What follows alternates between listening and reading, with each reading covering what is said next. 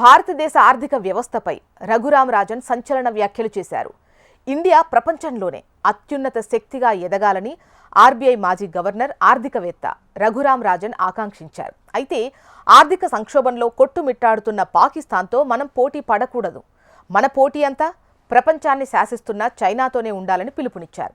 2025 ఆర్థిక సంవత్సరం 4వ త్రైమాసికంలో 7.4%, అలాగే పూర్తి సంవత్సరానికి 6.5% బలమైన జీడీపీ వృద్ధి గురించి రఘురామ్ రాజన్ మాట్లాడారు. ఇది భారతదేశానికి సరైన సమయమని, మనం దానిని సద్వినియోగం చేసుకోవాలని కోరారు. ప్రస్తుతం భారతదేశ వృద్ధి రేటు బాగుంది, అయితే ఇది మనకు సరిపోదు. దీనికన్నా మనకు ఇంకా ఎక్కువ అవసరం. 2027 నాటికి అభివృద్ధి చెందిన ఇండియాగా మారడానికి మనకు 8-9% వృద్ధి అవసరం అని నొక్కి చెప్పారు. ఎందుకంటే మన దేశం సాపేక్షంగా పేద దేశం.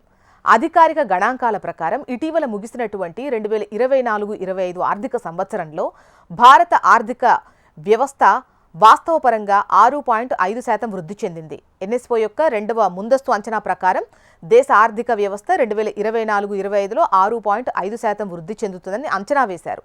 24-25 ఆర్థిక సంవత్సరానికి 6.5% జీడీపీ వృద్ధిని రిజర్వ్ బ్యాంక్ అంచనా వేసింది. ఇక 2023-24లో భారతదేశ జీడీపీ ఆకట్టుకునే విధంగా 9.2% పెరిగింది. ఇది వరుసగా 100% వృద్ధి రేటును సూచించింది.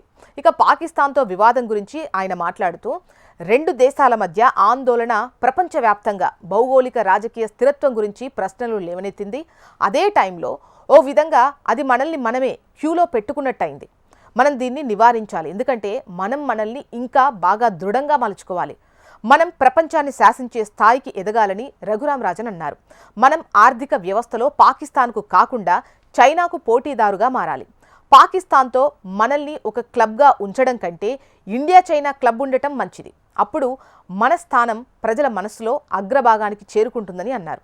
ప్రజలు పెట్టుబడి పెట్టడానికి స్థలాల కోసం చూస్తున్నారని, భారతదేశానికి చాలా విషయాలు సరిగ్గా జరుగుతున్నాయని ఆయన అభిప్రాయపడ్డారు. ఇందులో పెద్ద దేశీయ మార్కెట్ కూడా ఉంది. మనం పని చేయాల్సిన రంగాలు చాలా ఉన్నాయి. మన విశ్వవిద్యాలయాల నాణ్యతను మెరుగుపరచుకోవాలనుకుంటే విశ్వవిద్యాలయాల్లో భావ ప్రకటన స్వేచ్ఛపై కూడా దృష్టి పెట్టొచ్చని రఘురామ్ రాజన్ అన్నారు.